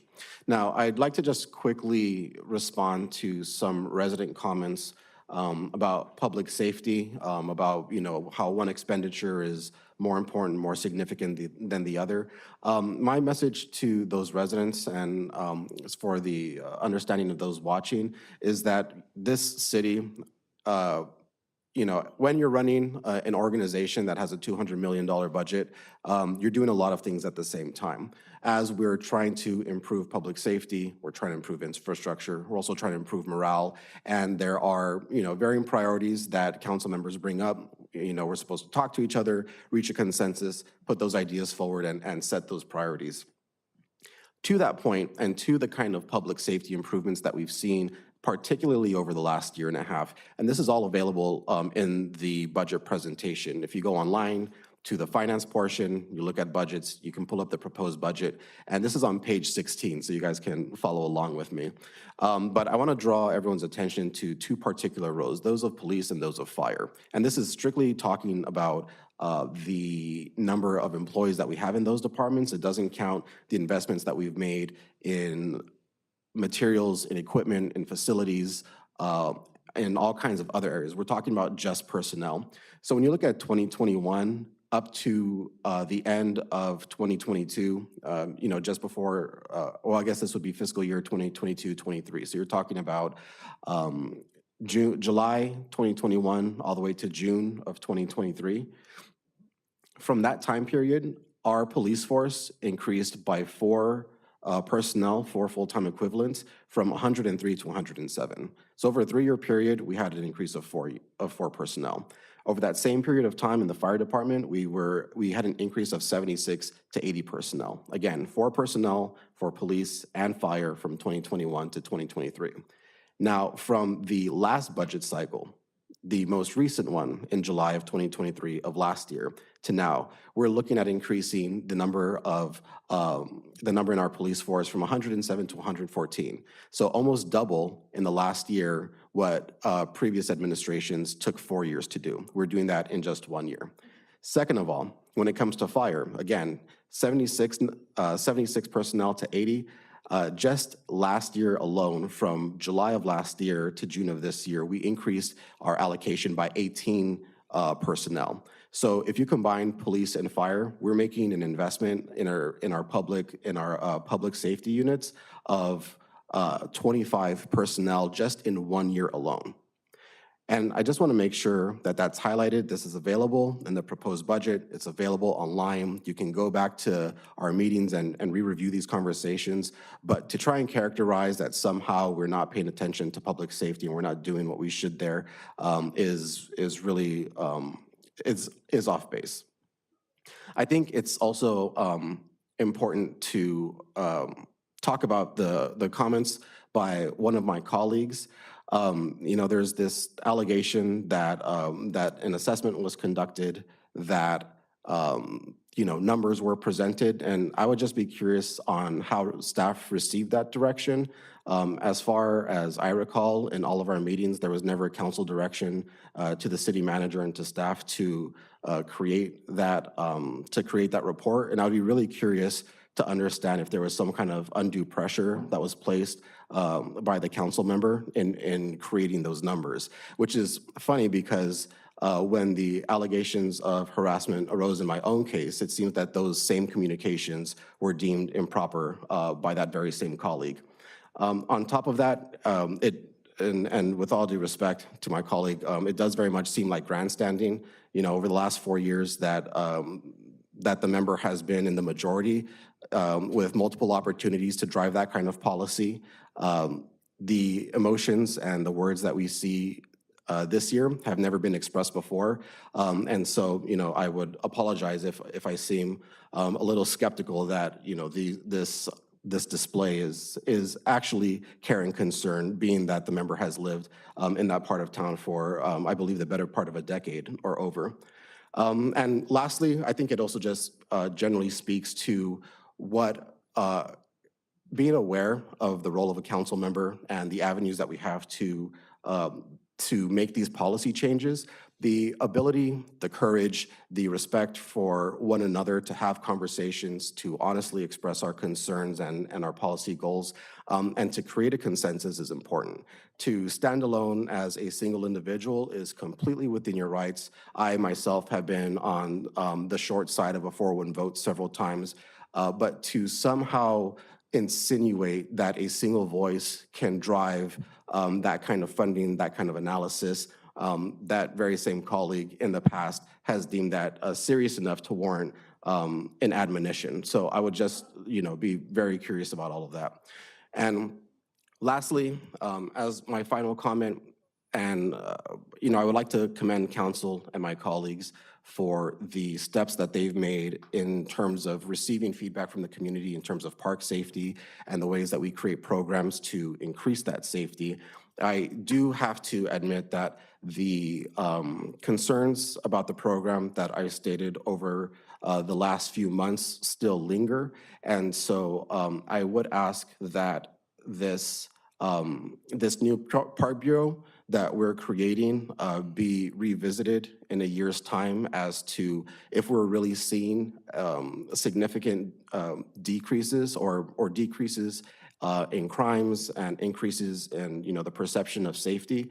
I am absolutely open to the city manager determining with the chief of police what acceptable improvements would be given the resources that we're allocating. And then if, for whatever reason, we're not reaching those marks, that those personnel be maintained, but that they be allocated to more of to our general presence and our general mission, perhaps with an emphasis on park safety, but not with that specific allocation to just parks. And so, Madam Mayor, with no further comments and with that slight amendment to the Park Bureau, I will conclude my comments. Thank you very much, Councilmember Torres. And just for my comments as well as some questions, just first off, do want to uplift Director Solorza and your team. This is the first time that the city actually hosted community budget forums as part of our budget development process this year. So we hosted 3 total, but 2 were actually outside in our community. And I think that is extremely important in terms of actually meeting our residents where they're at. These chambers can be intimidating. We don't necessarily get the feedback that we're looking for. And so having these community budget forums in our community, I think was really a wonderful effort on behalf of our director, who actually was there teaching our residents how a budget works and really taking in that feedback. And so I do just kind of want to uplift and really highlight those efforts. It's not easy to go out into the community and really understand and receive that feedback. That is something that I hope our council continues to have that commitment moving forward in terms of actually hosting these community budget forums. And for my colleagues that were in attendance, I do thank you for those that did show up and were present. I also do want to highlight that we continued our online survey, budget survey that actually launched last year. So in conjunction with the online survey and our in-person community budget forums, I'm really proud of the efforts that this administration made to ensure that this budget was developed with significant direct community input. Again, being the first for our city, and that is a commitment that I will continue to make and hope my colleagues can continue to join me in terms of ensuring that this budget process is one that is guided by our residents and guided by their input, their needs, and their priorities. I do just want to highlight a few items as well in the budget, and I have just a few questions. I do just want to highlight the commitment to continue our tree replacement program that was actually launched last year. And so I have spoken a lot of times, included in my councils, to give direction in terms of the importance of urban and green infrastructure within our community. And so throughout Montebello, having this tree replacement program, we've had a lot of residents who have spoken out about the need for shade, the need to just have a greener Montebello. And so although, still very small in budget, I do know that we are currently applying for a grant, urban forestry grant with Tree People through that new partnership that we've created for them, created with them. And so looking forward to hopefully receiving some grant funding in the future in terms of expanding our green infrastructure and urban forestry efforts there. I also do just want to highlight our CERT program, Community Emergency Response Team, that launched this year based on feedback from last year and guidance that was provided last year. This was a program led by our fire department, and our most recently graduated class was 28 community members. We do have some community members here in the audience that graduated. This was 8 weeks of commitment that they gave for this program to learn how to respond to emergencies. And so after the tornado that hit our city, it was really a priority in terms of providing our residents the opportunity, the training to be able to understand how they can best serve their families, their loved ones, and their neighbors in moments of emergencies. And so I do see we do have a $25,000 item for the commitment of supplies. As a question, will this allow for the program to continue with a new cohort? Or is this just continuing kind of the training for the current one? It'll allow for it to continue, and I do know that the fire chief and his staff are looking at grant funding as well to help continue it even further and possibly expand it. So, yes. Yeah, I know there's always, FEMA's really big in terms of providing grant funding for CERT training programs. So I do encourage our city to look out and apply for those FEMA grants to continue training our residents, also our business owners, in terms of how to respond to emergencies. I do have a question. I did see that State Gallery was listed on page 120 as far as a $250,000 line item.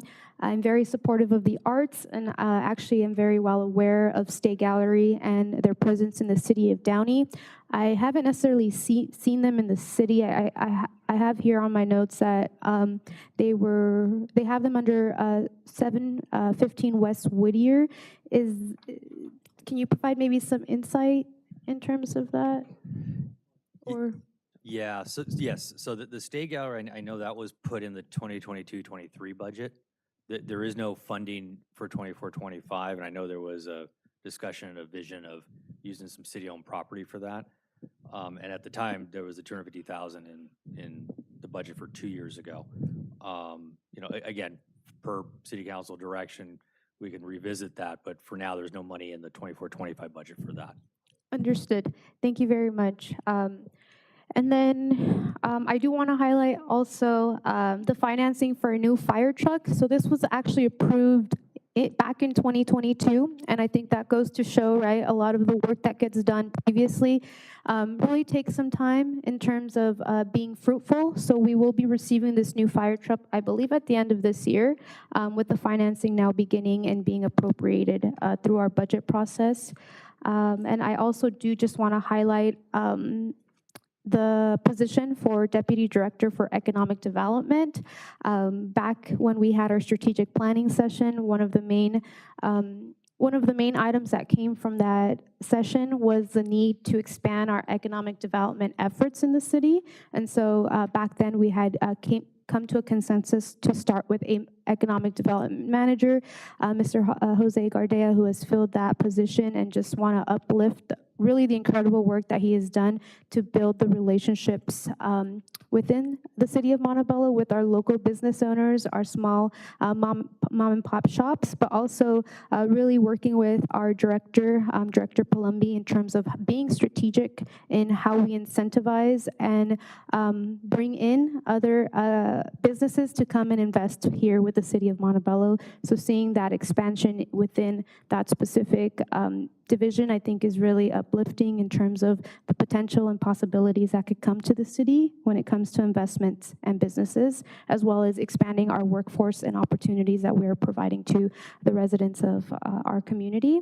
And then lastly, I did see there was a justice assistant grant description, very, very vague. Well, it was just a line item, but not necessarily description. Just curious in terms of what the Justice Assistant Grant actually entails. So this is one of those regular grants that the PD applies for and automatically qualifies for every year. They've used it for some overtime and some supplies, not necessarily any specific programs. It's been more to kind of help offset their general fund footprint. But it's additional funding that we can pretty much count on every year. Okay, understood. Thank you. And then just one question. I have noticed that there is a need in terms of our community signups. So for Parks and Recs, we have a lot of incredible classes that we offer and a lot of events that we do, whether it's targeting our seniors, our sports, our youth. And I know that the system that we do use can be a little bit complicated in terms of signing up, and it's not necessarily accessible or user-friendly based on the feedback that I've received, and in all honesty, in the ways that I've tried to use the system as well. I know we had talked about potentially switching that system, and not sure if that's something that was included in this budget, but if not, working towards the next one, I think would be something that would be great for our staff who's managing that, and also our residents who would love to make it more accessible and efficient for them to sign up. Is that something that was included this go around? Mayor, no, it was not. I mean, I think the best way would be for the city to do an RFP, to look for another provider, then come back to council and work with finance to appropriately fund that, if given the direction. Yeah, understood. Thank you. I appreciate that. And then lastly, I believe that actually does cover all my highlights and comments as well as questions. I do just want to, again, continue to uplift the efforts that have been made, and as well as just really seeing a lot of the items that have been advocated for the past 2 years, 3 years, that I've been on council, finally being able to realize some of the items here that we have been loud advocates in the past, making it its way now, I think is that persistent and determination that I really uplift our colleagues in having the scramble crosswalk on 6th Street was something that I know we talked about 2 years ago, as well as a dog park and other items in terms of public safety. So sometimes it's difficult when it comes to advocating and really putting our best foot forward. But I think once we continue that advocacy, being able to really realize these projects later down the line, I think is a great success and win for our community. So with that, that does conclude my comments for this evening. And so I will go ahead and call for a motion. Madam Mayor, I'd like to make the motion to approve with the amendment that the Park Bureau be reassessed in 1 year according to standards set by the city manager and chief of police. Councilmember, we're happy to report back. Like everything else, we always do an assessment. I don't know if an amendment is warranted. I commit to actually, doing the budget. I would recommend you're passing the budget as is, and we will commit to coming back and reporting back and duly note your concerns and assessing at that point. Sure, thank you very much. Okay, can I please get a motion? A second. I second. Okay, can I please have roll call? Yes, Mayor Pro Tem Melendez, Aye. Councilmember Jimenez, I just want to say for the record that Mayor Peralta, Councilmember Torres, Georgina Tamayo, Salvador Melendez, and our city manager refused to consider prioritizing the public safety needs in the South Side.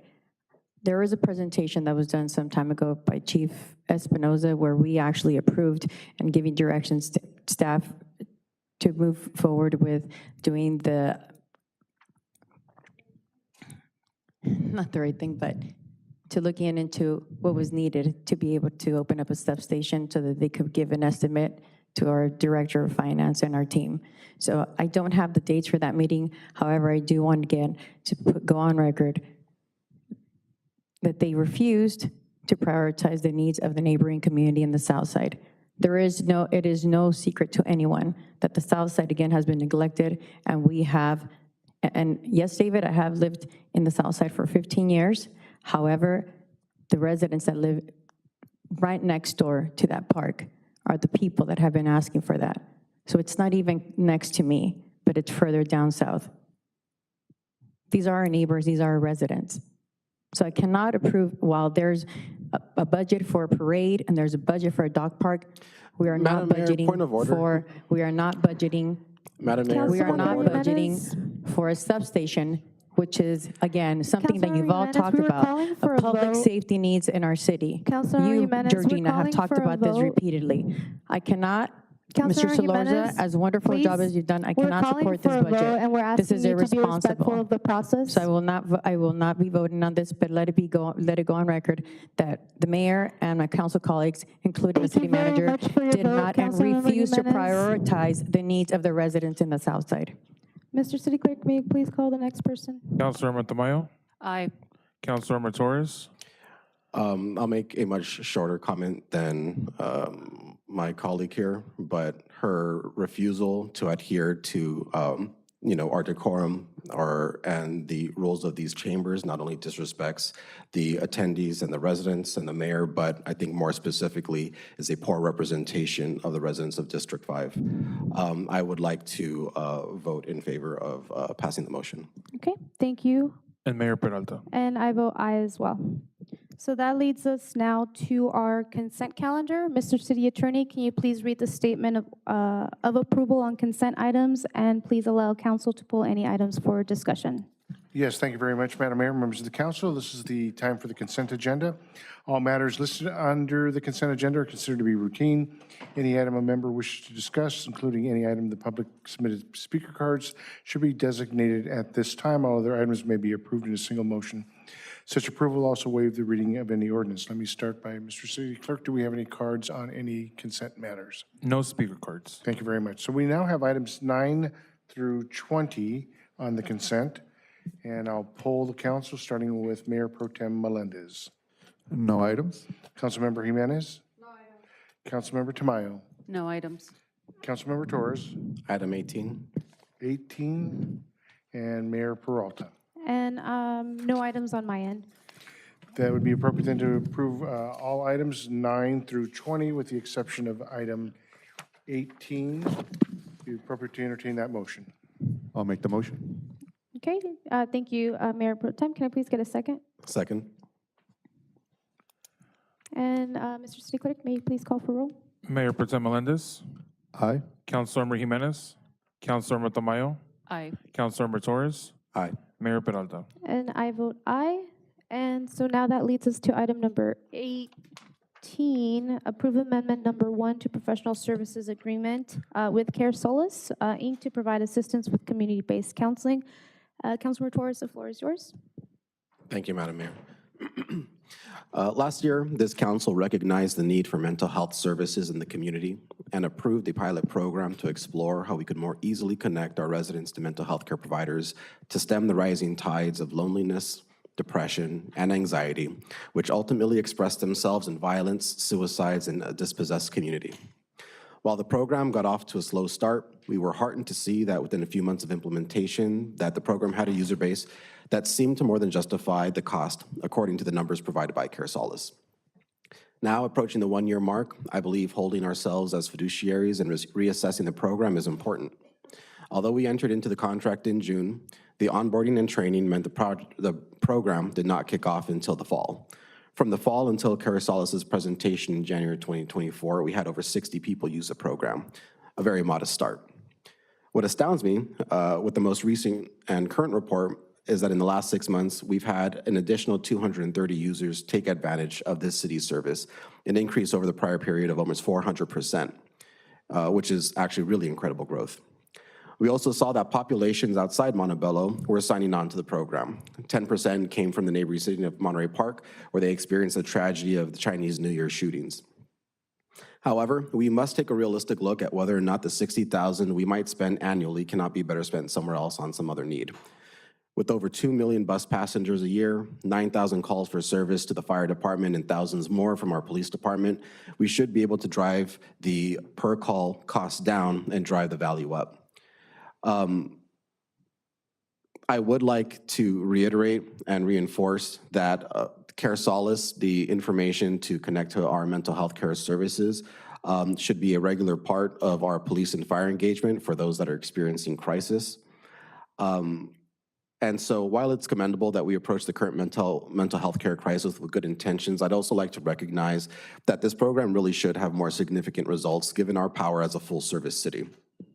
With that, Madam Mayor, I would like to approve the item with the amendment that the program is discontinued next year unless we reach 1,000 users by the time that the contract comes up for renewal. And in the following year, that we aim to have 2,000 users annually by the time of its third amendment. Okay. I appreciate the motion. Can I please get a second? I will go ahead and second. May I please have our city clerk do roll call? Mayor Pro Tem Melendez. Sorry, what's the motion again? So the motion is to continue the program with the stipulation that we have a target of hitting 1,000 users in the program through the next period, through July, and in the following year that we're aiming to get 2,000 users. Basically, the idea being that since this is not a nominal expense, that if we cannot put the proper resources to advertising the program and making sure that people are really utilizing it, that we should look to see how we can use that money more effectively. I vote aye. Councilmember Jimenez. Aye. Councilmember Tamayo. Actually, can I comment? It's hard for me to tie it to those numbers, not knowing, you know, if what it would take to hit those numbers. So we're talking at 1,000 and 2,000 or 1,000 and 3,000? Right. So currently, there are almost 300 users that we've been able that we saw from the last 9 months. My contention is basically that with the transit system having a ridership of 2 million people per year, with over probably 12,000 calls for service from our public safety departments, on top of the advertising that we do on social media and in papers, that to justify the $60,000 expense, we should be seeing more than a few hundred users per year. Yeah, again, it's these numbers, because I know Care Solace doesn't do, they call it, a soft handoff, right? So they don't it's not just a phone call where you call and Care Solace says, okay, call police or call a shelter. They really follow through with the person that has a crisis to take them through all the way. So that's why those numbers, I don't know. I don't know. And maybe if instead of if you're open to a council member, instead of putting like a set number, maybe a stipulation that we come back to council in 6 months, and then obviously this is only for an amendment for 1 year. So next year at this time we're gonna have to make a decision. So we'll come up with an update in 6 months. You see those numbers, take it in. It's informational. We'll have a presentation. And then at the following year, basically, we're gonna have to come to you regardless, right? And you make a decision based on if you feel those are good numbers or not at that point. But regardless, we do need to come back a year from now to seek approval beyond that. So it's gonna end regardless. Yeah, absolutely. And I mean, I guess this comes from being a program that I pursued and initiated last year, and just taking personal responsibility that, the ideas that we put forward should have more than just a nominal kind of effect, but, that I would like to see, a strong kind of implementation that, keeping myself accountable for, the ideas that I put forward that are adopted by my colleagues, with the consensus, which I very much appreciate, that we should see advances here. yeah, no, I definitely agree to see, higher numbers or more services being put out to the community, but it's just the tying of those numbers, 1,000 next year and then 3,000, 2,000 for the following year. That's where I'm not sure if those are like good numbers or not. And then, touching base with our staff that's on the ground facing some of these issues like the MCAP program and see, checking in with them, is this, really working? I just think we should look at it a little, well, for me, just getting more information on this and just having a harder look into this. So to move, since we are doing roll call and to just move the process along, Councilmember Torres, do you want to stay with this, continue this? I'll maintain my original motion. Okay, so Councilmember Tamayo, if you can just please state your stance or your vote on this. So I'll vote no because of the those hard numbers, because I'm not sure if that's, that's what it would take. Okay, and then I am the last here. So I will go ahead and vote yes. And just to provide a comment that I wasn't able to earlier, I think accountability is extremely important, especially when we are committing funds to programs and services that realistically might not sometimes be meeting the needs that were intended or really meeting the metrics and goals that we had hoped. And so I do appreciate Councilmember Torres, although this is something that he did bring forward and did champion. The fact that we are setting these metrics, I think, is important in terms of really being accountable and as being financial stewards to our community, really realizing and taking a look at where we're putting our money at, and if it's not meeting the need, then making those changes, I think, is always really important. Similarly so with the Park Safety Division, right? Setting those metrics are going to be really important, seeing if we are meeting those needs and if these investments are truly being fruitful, I think is something that we always have to take some time to analyze and really see whether those investments are something that we want to continue with. So I am supportive in terms of taking a second look if this specific program isn't something that is reaching our community or the amount of users that are really benefiting from. So with that, that does take us to our council agency orals. So council member, I'm so sorry, we have Mayor Pro Tem Melendez who has an oral today. Thank you. Yeah, so my council oral is implementing a vacant property registration program. And I would like to get consensus from my colleagues to direct staff and implement a vacant property registration program. I do, I did have a conversation with our city manager about this, and I do know that we have some type of process here. So I would like for us to, kind of just see what we have here, put a little bit of teeth into it. In essence, this will allow our city the opportunity to enhance its management of vacant and abandoned properties. So what it would do is it would mandate registration and maintenance of bank-owned or foreclosed properties or any other property that staff exhibits signs of abandonment. There's some neighboring cities that have something similar to what I'm proposing. Some of their fees are, there's a one-time registration fee of $100 to $120, and an annual monitoring fee of $1,200 to $1,500. Of course, we could always do a study and check out what the best fees are or what's the most appropriate. Again, there's a lot of vacant properties here that are neglected. They pose significant risk to our community, the safety of our community, property values, and just overall the neighborhood aesthetics. So just to go a little bit deep in this, the conditions that I'm proposing that for it to necessitate registration include a lack of building upkeep, overgrown or dead vegetation, accumulation of newspapers, flyers, other mail, past due utility notices, disconnected utilities, accumulation of trash, junk, and other debris, lack of use of property per allowable uses. That means if we somehow might have changed the zoning or a conditional use permit for something to be built, never got built.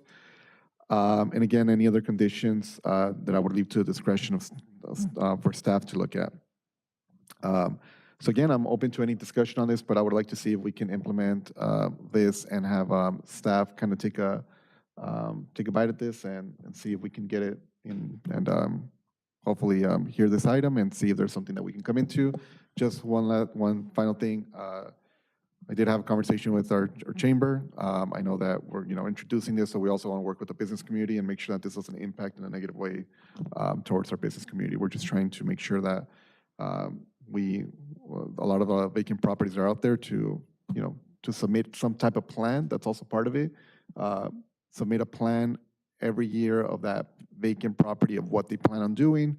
And again, it helps us know a little bit more and of what's going to go in there, and just again, it just helps us overall take ownership of those situations. Okay, thank you very much. Prior to taking a vote, do any of my colleagues have any questions? Yeah, I just want to say that I very much appreciate the council members' idea here. This is something that we've been working on, that we've approved. On May 6th, we had a meeting with staff. I had actually drafted an ordinance. This is I agree that our vacant properties need a lot of help, and in trying to add more teeth, I've actually kind of been trying to craft something. And just so you have an idea of some of the cities that I sent over to staff, just as what I was referencing, and I'm happy to share that document. I'll refer to the city attorney as to what's appropriate in terms of Brown Act considerations. But some of the cities that I'm basing this ordinance off of in terms of my draft and the ideas that I thought were great to implement are cities like Colton, Azusa, La Mirada, Melrose, Palm Springs, Temple City, and then to a certain extent, just as references, Sacramento and San Francisco. So I'm happy to share some of the documents I've pulled together. And again, according to the city attorney's advice, also happy to share the draft that I've started to assemble. Okay, thank you very. So quickly to say, I would support the members' oral.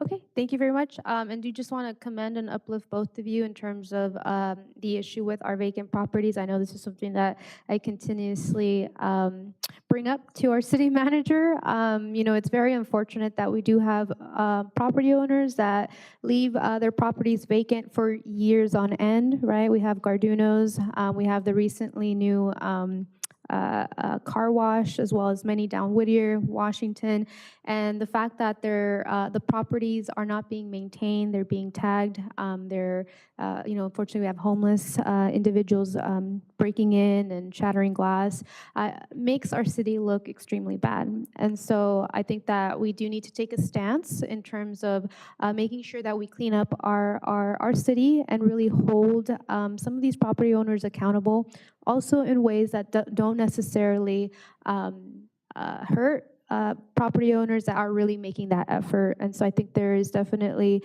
a middle spot that we can reach. And so if possible, having both of you come together and work with our city manager on bringing forward